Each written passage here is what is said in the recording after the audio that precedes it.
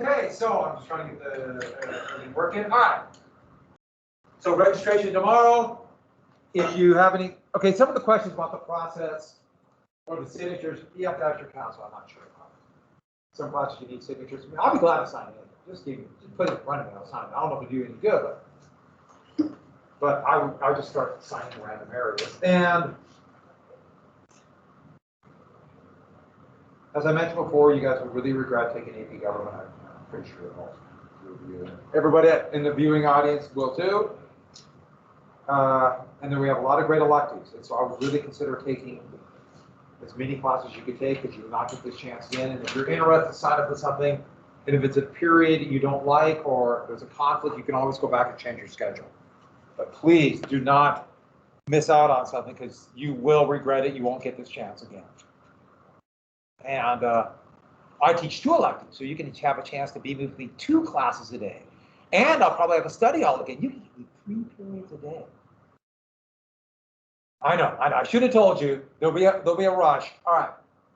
So, any questions? I teach 2 pretty good electives, so there's something to think about if you're interested in, especially like Western Civ and Roman history, or special topics, all the great topics we do.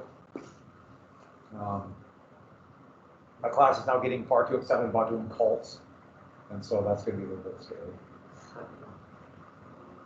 And we're also going to do the 2008 financial crash. Some serious, some fun. We're doing myths and mysteries right now in American history. So that's a pretty good one. So yesterday in class, we talked about the Tammany Hall and the bosses and political machines. So New York was run by what political party? Because they provided services that nobody else provided. Yeah, the Democrat, and you see that in Philadelphia, Chicago, Boston, where there's going to be a lot of immigrants. They'll have a Democratic machine. So you have this weird contradiction in the Democratic Party, where in towns they'll be really fighting, at least providing services for working folks, inconsistent. Remember, they committed grafts too. Remember, graft was stealing from the government, literally. So they provide these services, and some were not provided before everything from garbage to parks to schools. And then you have the Democrats in the South that were the segregationist Jim Crow party. I mean, the Democrats are really all over the place. The Republicans are still divided too, but they're becoming more and more kind of pro-business and pretty nativist. What state was run by the Republican Party? Yeah, Ohio. When we got to this, what act? Garfield was assassinated by a crazy job seeker, literally. I hate to use the word crazy, but he kind of was. And Charles Couteau killed Garfield. And what law came out of that would create a professional civil service? Yeah, that's the Pendleton Act. Cleveland's elected president, and I should add that Cleveland is my great-great-great uncle. I know. Oh, I forgot to say this about the class. Grover Cleveland would be married as president. My great-great-great uncle. And if you're thinking, oh yeah, sure, you're making that up.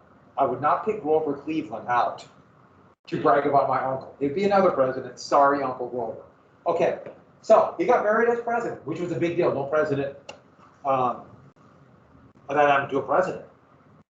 And they had a child. And this became a big deal. You know, the president had a kid, and a confectionery, and made candy, made one of these newfangled candy bars, and named it after Grover Cleveland's daughter. To be my cousin. Anyone know the candy bar? They still sell it today. Baby Ruth. That's it. Yeah, Baby Ruth. Which aren't bad. I like, Baby Ruth. You know, I know they're candy bars. I mean, they're not Kit Kats, which are like the perfect food, but they're pretty good. So, Farmers wanted regulation of the railroad, and that's why I put this up. Don't forget the ICC. The ICC was passed, and they promised to regulate railroad rates. But they filled it with railroad men. It didn't work. And so going into the 1890s, the realization hit, they lied to us. They lied to us. And next, that's when we have Harrison elected president, even though Cleveland won the popular vote. By the way, this would not happen again, where a president lost the popular vote but won the Electoral College. That would not happen again until 2000. And then it would happen again in your lifetime, 2016. And it very well, if we have another Republican president, it will happen again, just by the nature. Republicans almost certainly now, presidentially, the minority party. But since small states, our representation skews to small states, they have a lot of representatives from that.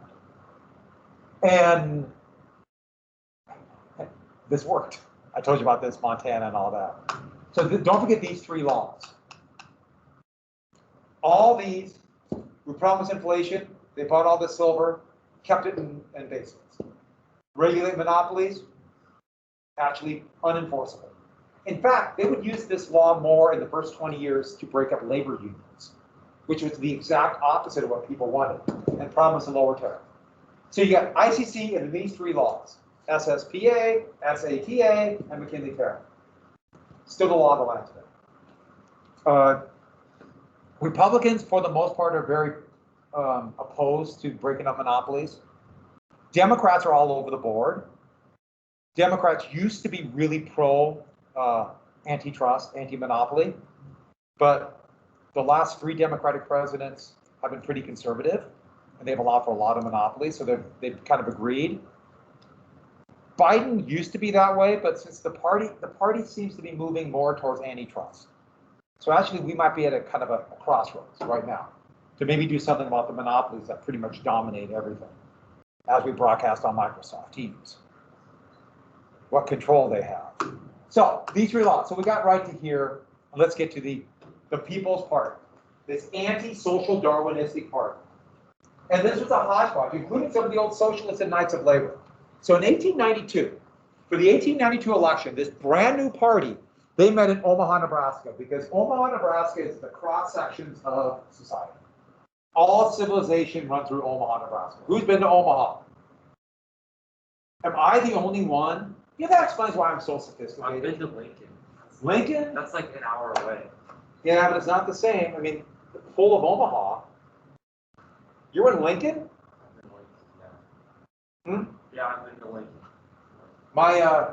Both my mom and dad were born south of Omaha. I was born in Montana, but they were born south of Omaha. And so I've been there many times to see my grandparents. And I know, that's why I'm so kind of worldly. It's in the middle of farm country. It's close, Kansas actually, where the populist movement began. So it's pretty close to there. That's why, kind of the center of the country. And they called themselves the People's Party, but everybody called them the populists. Everybody did. And they saw themselves as kind of in between the corporate Republicans and the Democrats that were either pro-drunken Irishmen, a lot of nativism, remember I told you that, anti-urban bias, or building prisons in the South for slave labor. And so that's why they have them as kind of the middle, even though the building of churches and schools is kind of humorous. So what they wanted was this. Number one, they wanted inflationary policy. They wanted to pump money into the economy. And the freehand for wanting inflation was free silver. They either wanted issuing paper money or have the US government buy silver and mint it into coins. Buy silver, mint it into coins. The Sherman Silver Purchasing Act seemed like it was going to do that. It was buying silver, but it wasn't minting it. If you ever see a silver dollar from this era, this time they were called Morganhead dollars. If you ever see one, it's almost solid silver. But the miner, like the mine operator here in Butte, had to actually pay the US government, the mint in Denver, to mint the coin. And then they would get $1.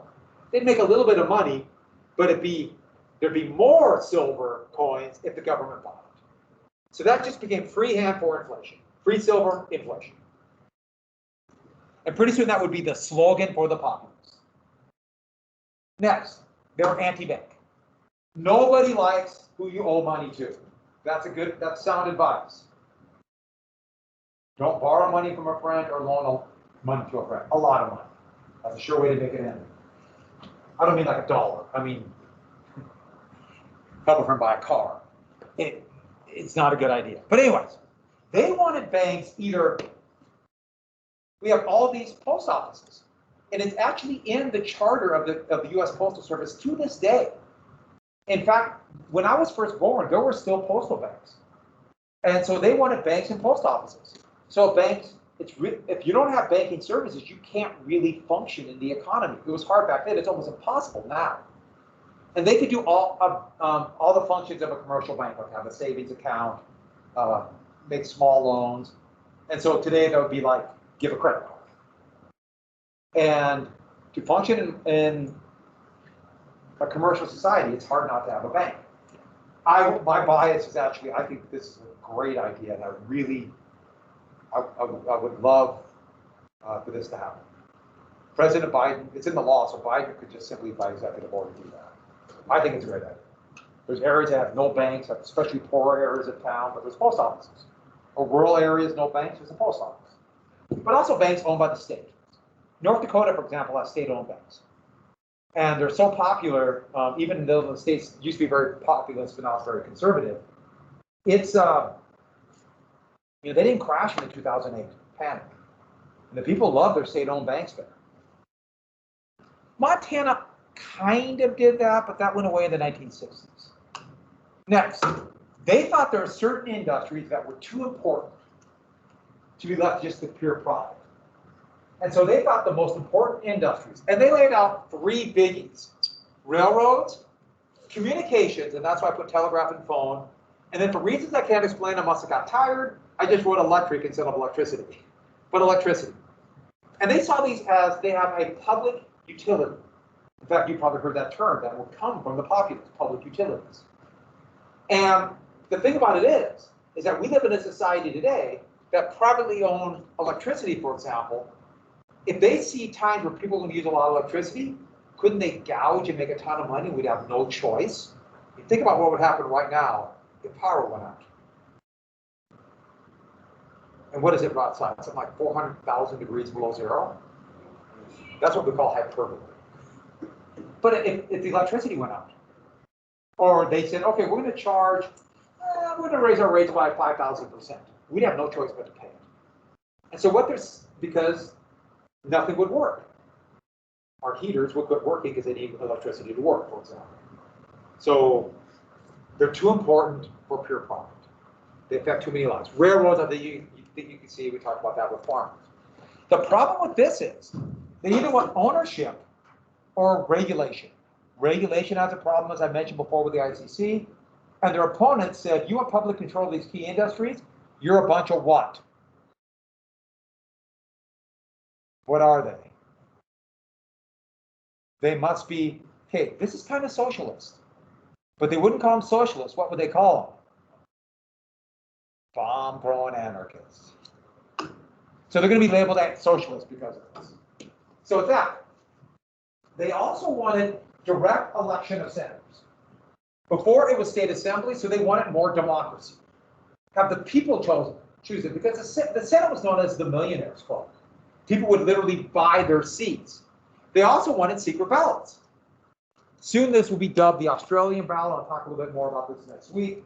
But before you voted in front of other people, your boss could stand right over you and make little hints like, are you sure you want to vote that way? Or they'd even collect their workers' votes. So it was a great way of voter intimidation, and it made it significantly harder for people like in the South to vote, especially if you're poor, and especially poor and black. And so this was a big democratic idea. Next, they wanted a progressive income tax. There was income tax for a short time in the Civil War, but the Supreme Court threw it out on a very dubious decision, to be honest, because the concept of income made no sense before the Industrial Revolution. But a progressive income tax means this. It has graduated rates. And the tax rate goes up as your income goes up. So higher income, higher tax rate. And the goal of this is twofold. Well, actually threefold. One, that's where the money's at. But secondly, capitalism, as I mentioned before, funnels money to the top. This is a way to eat some of that money back. But also, with high rates at the top, raise wages for the bottom. And this is an important function. It raises wages. And the idea is this. If the tax rate for the very tip top is really high, those who own or own companies or own stock in companies, they realize if they pay themselves more, it's going to be eaten away with taxes. And that encourages them to invest in the factory rather than pay more taxes. Investing more in the business will lead to more wages. And the highest time of wage growth in American history was also the highest marginal income tax rate for the very top. 1950s and 60s were the best time of wage growth in American history for workers. For the bottom, about 90%. The best time ever. We're not even in this close. Wages have not gone up. The median wage since 1973. We've taken to inflation, especially in 1980. And the highest marginal income tax rate was 91%. So they just, okay, I'm making a lot of money, but it'll be taxed away, I'll put it in business. Now, this would not happen until 1916. The reason why this is so important is laying out a series of policies that in some way, part or all of it will become law down the road. And it's a counter to laissez-faire. That's why this is so important. It's the first time. We've talked a lot about laissez-faire. Now the counter. Socialism was throwing out the system, and there's good elements or bad elements, depending on your point of view, but this is more pro-worker. And so to get wages up, they wanted unions. And ways to get wages up, some we mentioned before, any child waiver, 8-hour day, but another one was an old age pension. And more and more they started calling it Social Security. And the idea would be, in Social Security, everybody will pay a tax into Social Security. Everyone who works pays a tax. So you pay into the system. But when you retire, you get an old age pension. It's not huge, but that was the plan. They started pushing this in the 1890s. It would happen in 1935 in the New Deal, President Roosevelt's New Deal. So that's an old age pension. And it still exists today.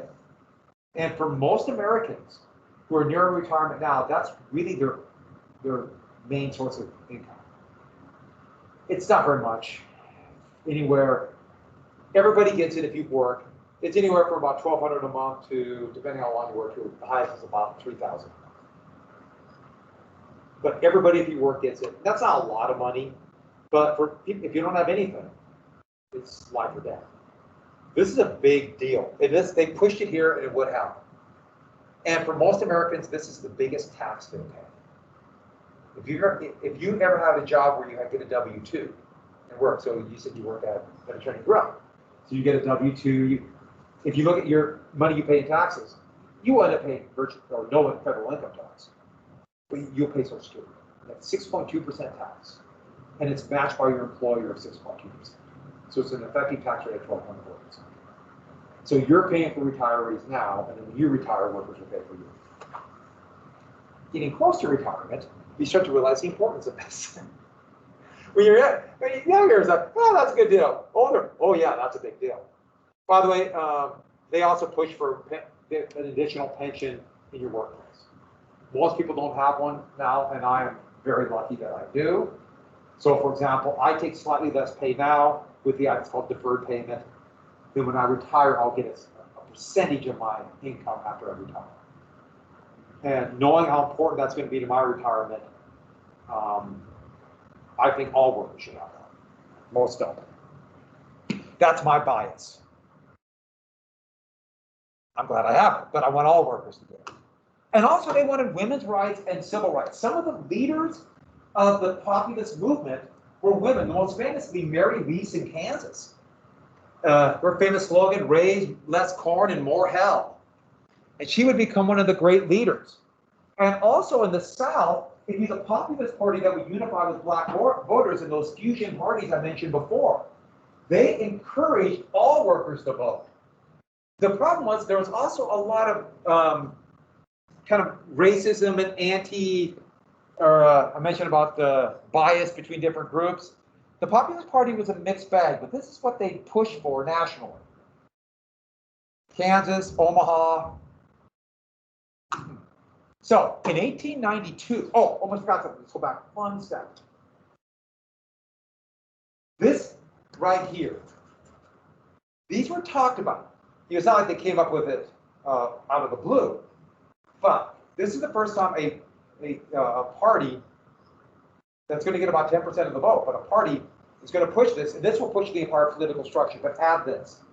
This is going to become more known as liberal economics, the populist idea. This is more liberal.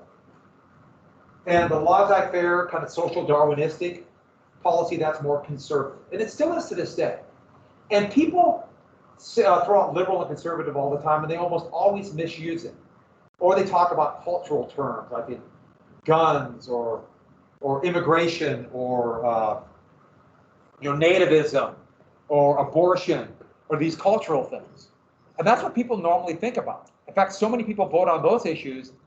To me, these are the most important. And so I don't even think that other way, so it's always kind of weird for me, but I have to get that out there. So in 1892, there's a third party.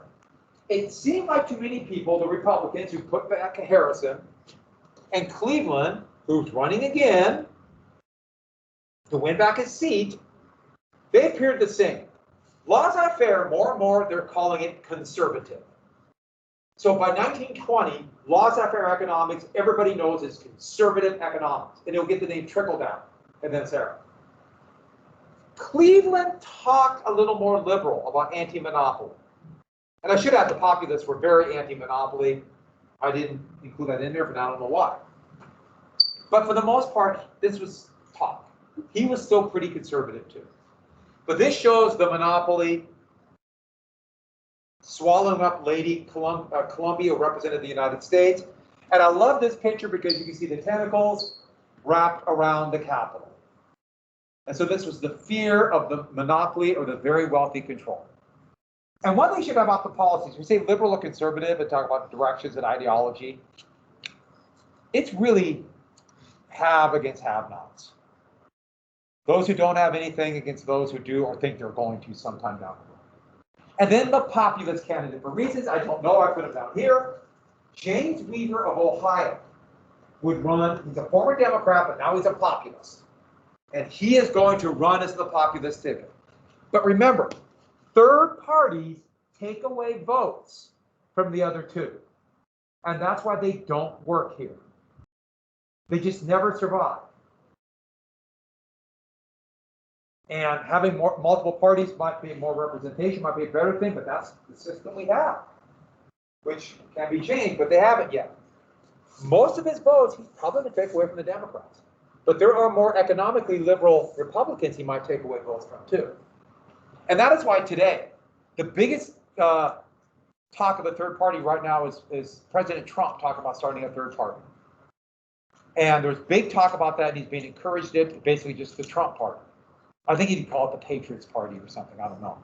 But that would almost certainly take away votes from Republicans, a lot of votes. Nobody would be happier than Democrats. Just as the same as party like the Green Party, Republicans in Montana will try to fund the Green Party because it hurts Democrats. Of course, Democrats kind of hurt themselves. That's another story. So with that, Cleveland is going to win a relatively close election. But look, Montana at this time was a really populous state, but the populists and Democrats split the vote, so Harrison won Montana. And you notice we're still at 3 electoral votes. There's a slight chance we'll get another congressman, member of Congress. I don't know, we'll see. But look how many votes the populists got. And they literally were created the summer of 1992. Did I say 1992? 1892. Look how many votes. That's pretty spectacular. That was a great election for them.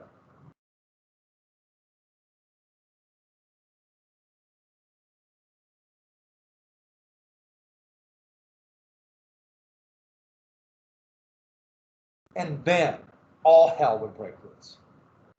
Less than a year into Cleveland's term, the worst economic disaster hit the country, hit the world, happened in 1893. This was a shocking economic crash. Shocking. And I don't know why I didn't put oversupply, but oversupply was the big issue.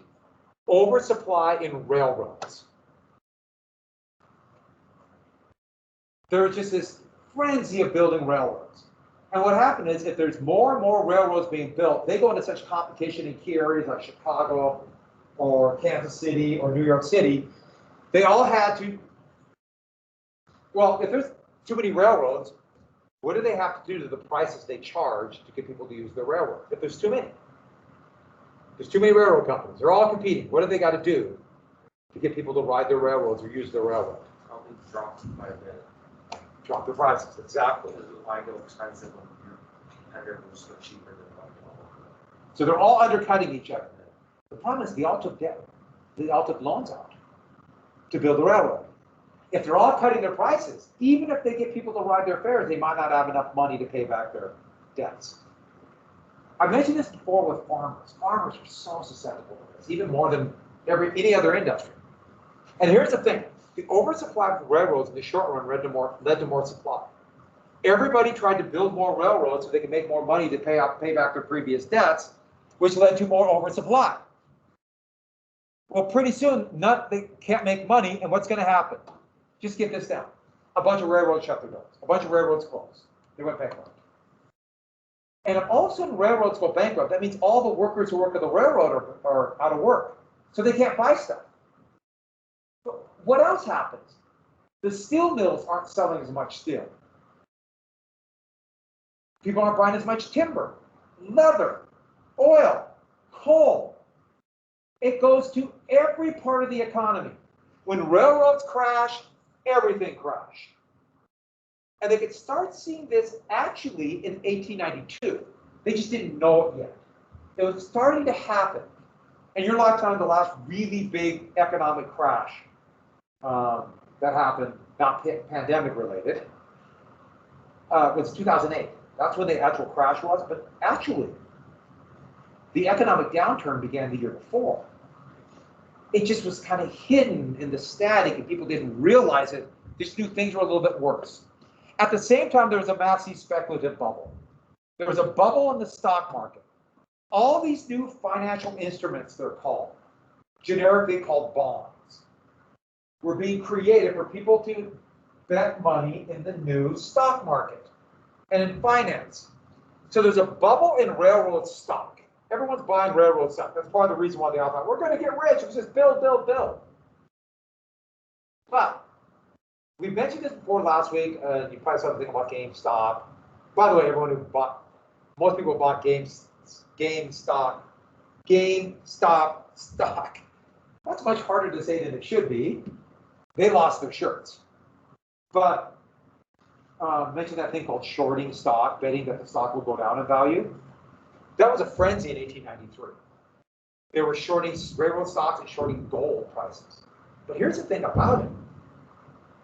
If you see a bunch of people buying stock, you can not only bet that the stock value will go down, you can buy a bond, which is literally taking a bet that you can bet that they will lose money in the short.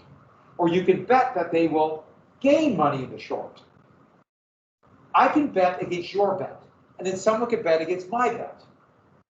There are all these ways to make money, and they have very complex mathematical algorithms that we lump together as financial instruments. The most famous today is called a credit default swap, and it's a way to basically bet against other people's stocks. But nobody, and I'm not kidding, nobody could come in here and explain to you exactly what they do. I kind of know, and it doesn't make sense.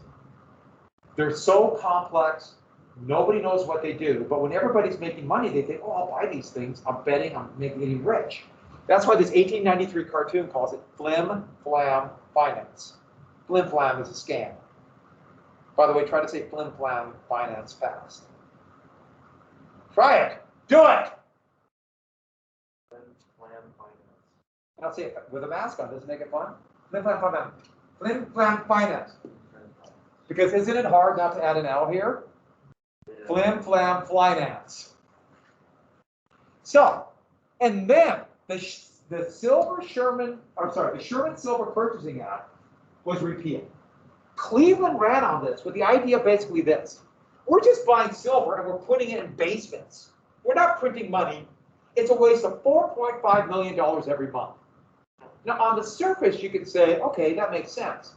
But with the economy crashing in railroads, the bubble bursting on Wall Street, just at that moment, they quit buying $4.5 million of silver every month. So literally overnight, the economy shrunk every month by $4.5 million. Before, miners in Butte, let's say, were getting $4.5 million.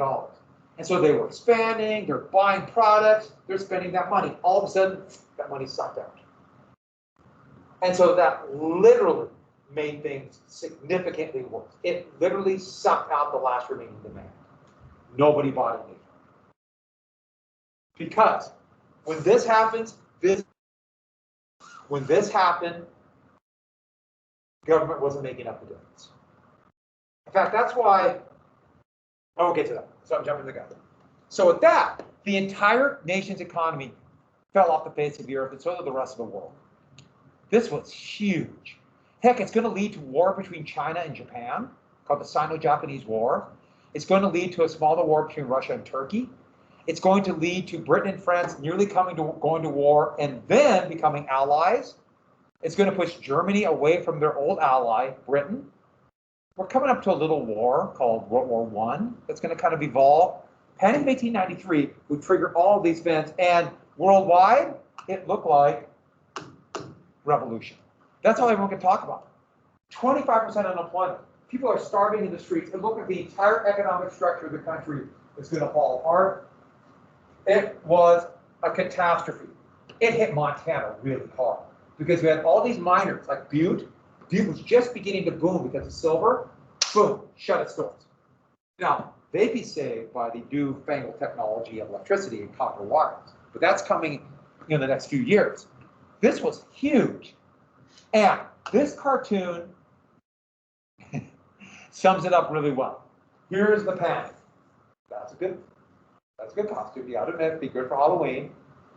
But remember I told you about all those financial instruments and the bank deposits and everything else? You get a piece of paper. So this would be like a stock or a bond. Or if you put money in a savings account, you get a deposit slip that would say how much money you have in the account.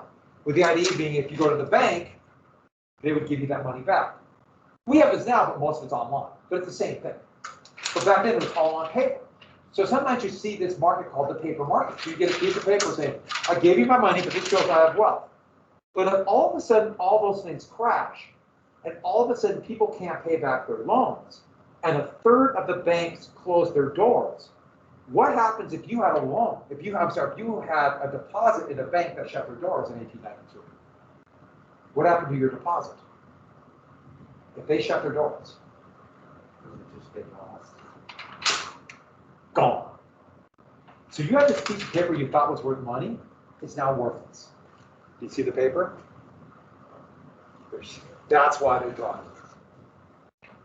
We'll get to why that did not happen in 2008 because of the New Deal, but that's another story. Here's the run on the bank lined up outside. So that's a good cartoon showing the panic. And what else makes it great? For reasons I can't explain, there's a duck. As we all know, ducks don't like panics. I'm still trying to figure out why the duck is there. I'm trying to come up with some reason for the duck. It must have some New York City reference. Also at the same time, business cycle. So this would be the bust in the business cycle or the boom bust cycle. I will go into more detail about this when we get to the Great Depression. But there's a general trend line because the population grows, there's inflation of economic growth. But if there's no control on speculation and overproduction, what you're going to get is, you might get an average growth but you're going to get times of peaks of boom and times of bust, up and down. And because as the economy grows, the boom will seem bigger, the bust will seem worse. And one thing that happens every time there's a boom, it just appears like we're all getting rich, and people will make risky investments, including banks will loan money to people they should never loan money to. Because everybody, when times are good in the boom, they think it will last forever. And they do every single time. So in your lifetime, when there was a boom, there was a bubble in real estate. People were talking, take a second, third, fourth mortgage out because your house is only going to go up in value. And anybody who disagreed, you don't know what you're talking about. It happens every time, every time. And then when there's a bust, every single time, it leads to, we're all doomed, I can't make risky investments, I don't trust anybody, and it will last forever. That too happened in your lifetime. That's why recoveries are so hard. Also, in 1893, the wall of, there was a zoo in Central Park, and one of the walls collapsed, and all the zoo animals got out, and were roaming the streets of New York during a panic. Savage brutes at large. And supposedly, yes, this is supposedly true, a guy fended off a tiger by punching him in the nose. And what do you do if a tiger attacks? Reason with it. You don't want to do this. Think about it. Tigers are very reasonable. And I love, oh, there's the mayor and the dunce cat. Okay, so what we're coming to is called Toxies Army. I didn't put the date down, so I put down 1894. So they're in the panic about 9 months. Mass unemployment. Jacob Coxey was in Ohio. He was a small business owner. He owned, we call it a hardware store today. And nobody was buying his stuff because everyone lost their jobs. And he looked at it quite logically. They need jobs. But nobody's hiring because nobody's buying. And so he thought, let's all march to Washington, D.C. If he could get people to march to D.C. and demand the government hire workers. So the government pays workers to do whatever. There's always stuff to be done.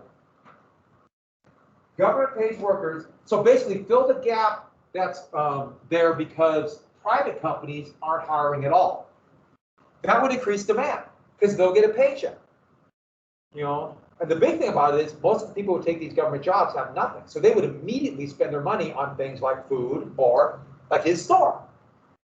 And so thousands heard this call. It's spread by wildfire. In fact, here it's called the Commonweal Army leaving Brightwood Camp on their way to Washington, D.C. A couple thousand went from Montana. Think about all the miners. They went to Washington, D.C. And before I get you out arrested, here they are on the way. Here they are. This is in Missoula. A bunch of them came through and said, we're not leaving until you give us money to go to Washington, D.C. And since we're high unemployment, people kind of got together and said, let's just give them a little bit because we can't have more unemployed people here. But when they got there, the House of Representatives actually agreed to a bill a little bit like that. But remember, laws must both pass the House and the Senate and then be signed by the President. It's really hard to pass a law in the United States. Great Britain, it passes the House of Commons, it's law. That's it, it's law. That's not the way it is here. And laws go to die in the Senate. Today, the Senate wants everything. And the Senate rules are such that a minority of 40 senators can block any law they want. It's kind of crazy because it's already hard to pass a law. And that Senate rules, they can change it, but they won't. It's called a filibuster. I mentioned that once before. I'll talk more about that when we get to the 1960s. So, it died in the Senate. And then Toxies Army said, we're going to stay. So they passed a law in Washington, D.C. They could do that for D.C. because it's a territory, no walking on the grass, and arrested them the next morning. They're political prisoners, essentially. Now, they didn't hold them long. They just knew that would intimidate them and it went home. The point is not that the law didn't pass. The point was not even that they passed the law, even that that's a pretty dirty trick. Here's the point. if you have a group of unemployed people marching on Washington, D.C., and they call themselves an army, doesn't that sound like revolution? And this was a huge deal, all marching for their side as a better life. It also shows how desperate people were. You have to be terrified and desperate and starving if you're going to drop everything and march on Washington, D.C. for a job. And one more thing, that same year, we just started right now, one of the biggest railroad strikes that would shut down the entire transportation system of the United States, the Pullman Strike. And I have no idea why I wrote script twice. I think I was going to write something else, but I didn't. But I left it up there for the hell of it. Pullman, they made the really fancy railway cars and first-class dining cars. And this is their factory in Chicago. And by the way, look at the architecture of this thing. Architecture back then, they really were pretty elaborate, pretty ornate. The factory today, just a blah iron or a steel building. But all the workers there worked in the company town. They were all paid in script. You remember, script is company money. And I think I meant to write, they raised prices in the company town. But for some reason, I wrote script again. But I was going to say that, and that must have been what I was thinking. And so Pullman was making money. So we'll finish this tomorrow. Didn't quite get to imperialism, but what the heck. I'm not giving up on the Chiefs, even though they got killed.